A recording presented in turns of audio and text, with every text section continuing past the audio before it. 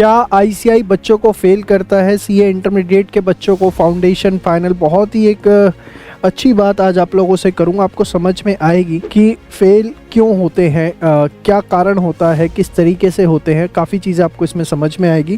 तो देखिए, ये जो मुद्दा है ना, क्या आईसीआई बच्चों को फेल करता है,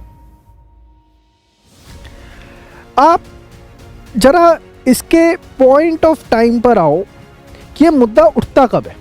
अब जरा समझना।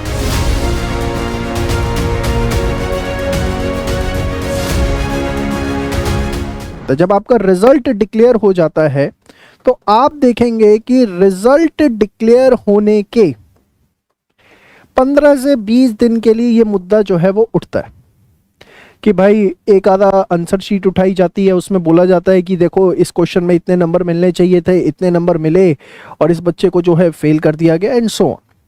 इस तरीके की बातें आपको सुनने को मिलती हैं। अब रिजल्ट डिक्लेयर करने के 15 से 20 दिन के अंदर ये मुद्दा आपको सुनने को मिलेगा। आप कभी भी नोट करना, उससे आगे पीछे कभी भी देखने को नहीं मिलेगा। और उसके पीछे का जो सबसे बड़ा कारण होगा, उसके पीछे का जो सबसे बड़ा रीजन होगा कि उसके आगे पीछे आपको सुनने को नहीं मिलता, आप जरा समझना इस चीज को जो मैं आपको बताने जा रहा हूं। भाई सबसे बड़ा कारण क्या है कि जब रिजल्ट आता है तो रिजल्ट जो है जनरली किसी भी लेवल पे 10% के आसपास रहता है। 10% बच्चे क्या होते हैं, पास होते हैं। 90% बच्चे क्या होते हैं, फेल होते हैं। अब ये जो 90% बच्चे फेल होते हैं, इसमें से मेजॉरिटी बच्चे कुछ स्पेसिफिक टीचर से ही पढ़ रहे होते हैं। कुछ स्पेसिफिक टीचर्स होते हैं जिनसे वो पढ़ाई कर रहे होते हैं, क्योंकि आपको पता है सीए का मार्केट ऐसा ही है कि जो टीचर चल जाए उसके बारे न्यारे हो जाते हैं। तो कुछ स्पेसिफिक टीचर्स होते हैं जिनसे ये 90% बच्चे जो है वो पढ़ रहे होते हैं। अब क्या होता है, इनके दिमाग में क्वेश्चन आना शुरू होता है कि भाई हम फेल क्यों हो गए। तो फेल होने का जो सबसे बड़ा कारण था वो तो ये था कि आपने टेस्ट कभी नहीं दिए, कभी टेस्ट नहीं दिए। जो चीज आपको 10 घंटे में पढ़ाई जा सकती थी, क्लास में ठुमके लगवा लगवा के वो आपको 50 घंटे में पढ़ाई गई, जिससे आपका टाइम वेस्ट हुआ। सबसे बड़ा रीजन, जब आईसीआई कहता है कि मेरे मॉड्यूल को रेफर करो, जो मैं बोलता हूं वैसे पढ़ो, जिस तरीके से मैं लिखना चाहता हूं कंटेंट को वैसे लिखो, वैसे लिखते नहीं है। होता क्या है कि कंसाइज नोट्स के पीछे भागते हैं और वो लिख के आते हैं तो फेल होते हैं। तो ये गहन मुद्दे होते हैं जिसकी वजह से जो है वो बच्चा फेल होता है। अब इन मुद्दों को छुपाने के लिए, क्योंकि भैया अगर ये मुद्दे लाइमलाइट में आ गए तो जिंदगी खराब हो जाएगी ना, समझ गए कि भाई टेस्ट कहाँ हुए थे तो चेक होके कभी मिले थे क्या? 10 घंटे के टॉपिक में 50 घंटे में पढ़ाया था, जरूरी था 50 घंटे में पढ़ाना? अगर नहीं दिखाएंगे, इतना बड़ा टॉपिक है तो फीस कैसे दोगे आप लोग?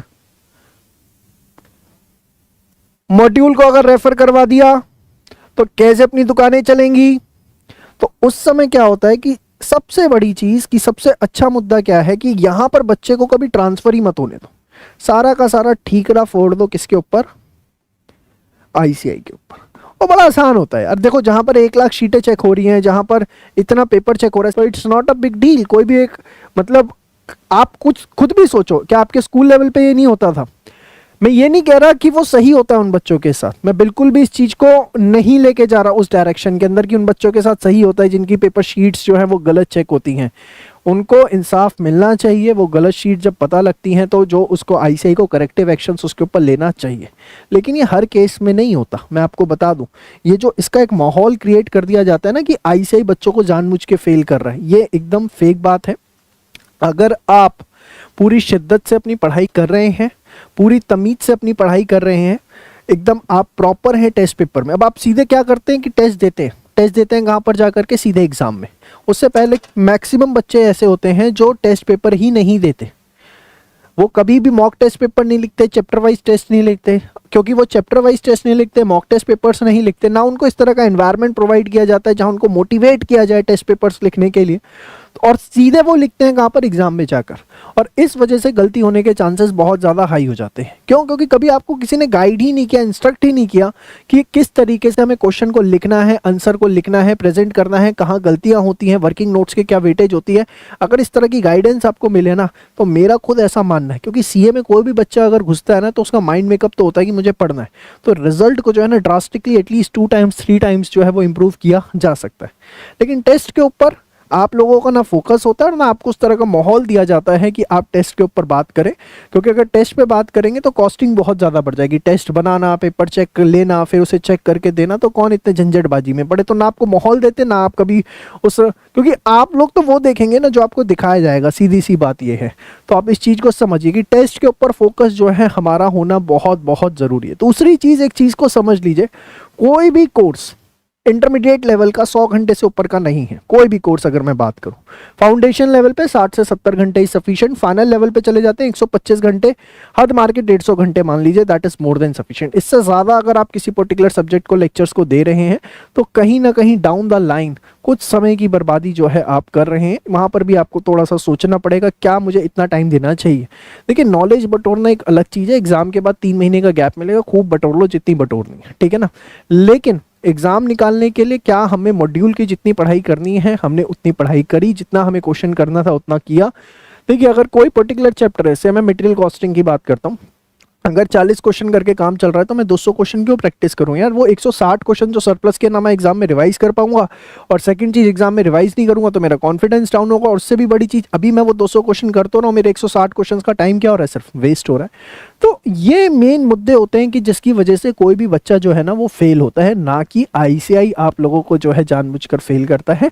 इस चीज को समझो, ये बड़ी हार्श रियलिटी है जो मैं अपने सेमिनार्स के थ्रू, वेरियस वीडियोस के थ्रू, और जहां पर भी मैं बच्चों से कनेक्ट हो पाता हूं उनको समझाने की कोशिश करता हूं, बहुत तरीकों से समझाने की कोशिश करता हूं। और जो बच्चे समझ रहे हैं वो इस विशियस सर्कल से निकल के अपना फटाफट आगे बढ़ते जा रहे हैं, सीए बनते जा रहे हैं। लेकिन आप अगर इसी विशियस सर्कल में फंसे रहना चाहते हैं तो आपकी इच्छा है, कोई इसको रोक नहीं सकता। कोई भी बच्चा जो है टीचर के पढ़ाने से पास नहीं होता, ये मैं बता दूं। टीचर का रोल 10% से ज़्यादा नहीं होता। कॉन्सेप्ट अंडरस्टैंड करना, उसके बाद रोल तो आपका है। टेस्ट आप नहीं लिखोगे तो कैसे काम चलेगा, आप खुद बैठ के नहीं पढ़ोगे, क्वेश्चंस की प्रैक्टिस नहीं करोगे तो कैसे काम चलेगा। तो इस चीज़ को आपको समझना पड़ेगा कि मुझे क्या क्या चीज़ें करनी है, क्या क्या चीज़ें नहीं करनी। और देखिए, ग्रूमिंग एजुकेशन एकेडमी जो है इन्हीं चीज़ों के ऊपर फोकस करता है। हमारा मेन मकसद होता है, हमारा सबसे, लोग कहते होंगे हमारा सबसे बड़ा मेन वो यूएसपी है कि हमारे वीडियो लेक्चर्स बहुत अच्छे होते हैं, ये अच्छा होता है। हमारी सबसे बड़ी यूएसपी जो है वो ये है कि हम बच्चों को पास कराते हैं। हमारी यूएसपी सिर्फ ये है, हम बच्चों को पढ़ाते नहीं हैं, सिर्फ कोचिंग नहीं देते, हम सर्विसेज देते हैं। जो मैं हर जगह चिल्ला चिल्ला के कहता हूँ, सर्विसेज की बात करना ना बहुत बड़ी बात हो जाती है, क्योंकि एक एक बच्चे को पकड़ना, टेस्ट पेपर दिलवाना, उसको चेक करके देना, बताना गलतियाँ क्या है, काउंसलिंग करना उनकी, उनको एक रेगुलर बेसिस पे टाइम टेबल देना, कनेक्टेड रहना उनके साथ एंड तक। इस समय हमारा एक एक टीचर, एक एक टीम मेंबर इतना ज़्यादा ऑक्यूपाइड है, क्योंकि एग्ज़ाम आने वाले हैं, बच्चों से कनेक्टेड रहना बहुत ज़रूरी है लास्ट मोमेंट पे। ये थोड़ी ना कि सिर्फ कोर्स बेच दिया तो उसके बाद डिस्कनेक्ट हो गए। तो खैर, ये हमारी खास बातें हैं। तो उम्मीद करूंगा आज आपको ये समझ में आया, ठीक है। और अगर आप भी मेरी बातों से एग्री करते हैं तो जरूर लिखिएगा चैट के अंदर। चलिए, आज के लिए इतना ही, मिलते हैं नेक्स्ट सेशन के अंदर। तब तक के लिए बाय बाय, टेक केयर, जय श्री श्याम।